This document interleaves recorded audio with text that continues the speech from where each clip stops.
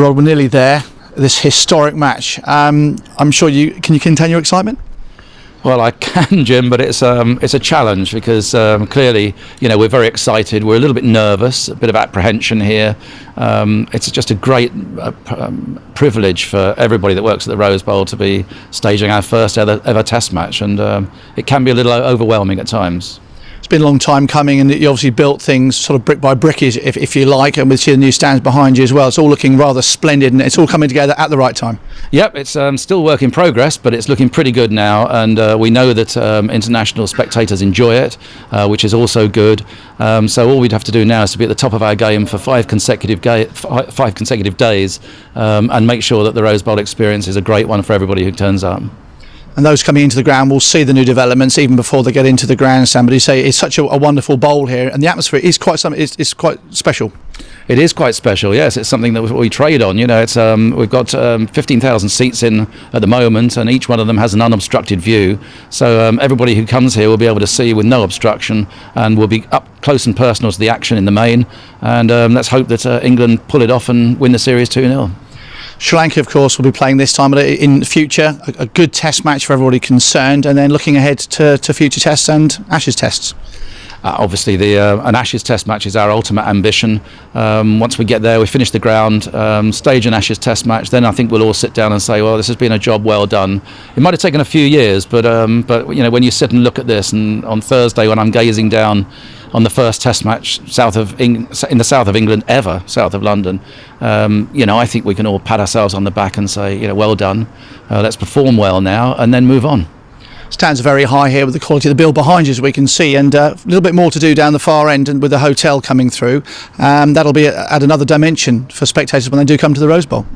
Well, that's the last part in the current Rose Bowl jigsaw. The hotel provides some further amenities for cricket, including the world-class media centre at the top of the hotel building.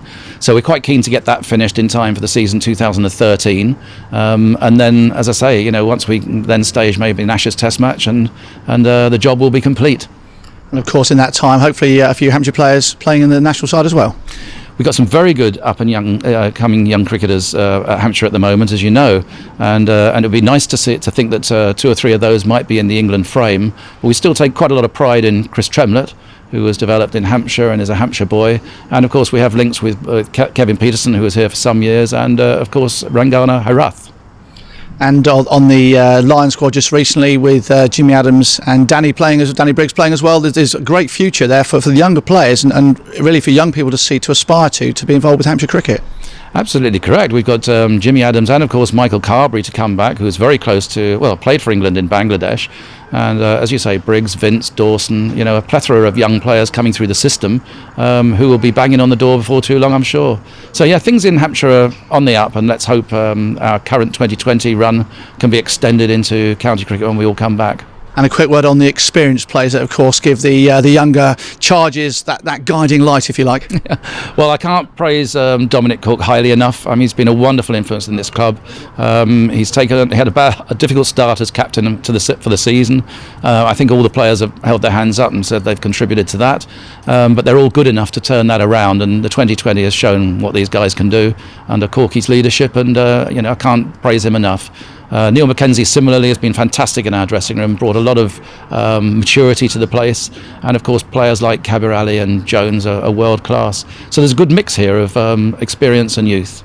And a quick word on Nick Pothos having a benefit year. Yep, Nick's doing very well, coming back from a nasty knee injury, and we're quite pleased he's managed to play pretty much all cricket so far, which was a bonus. And he does have a benefit year, and I hope that's going very well for him. He thoroughly deserves it. The ground's looking splendid behind you. Even Nigel Groundsman's still out there making sure everything's ready for this historic Test match against Sri Lanka later in the week. Exciting times here. Oh, unbelievably exciting. We're all sort of fired up for it, and it can't come quickly enough, to be honest with you. A year of planning, and all of a sudden it comes down to the last 48 hours. Well, hopefully, the stand's already in place. It does look a fantastic venue now, and of course, it's quite a unique atmosphere with the Hampshire supporters and England supporters at the Rose Bowl. Oh, absolutely, and I think the thing that we're looking forward to, we've got a whole load of the Barmy Army coming down as well, which will actually put a very special sort of tone on the event. So yeah, everyone's welcome.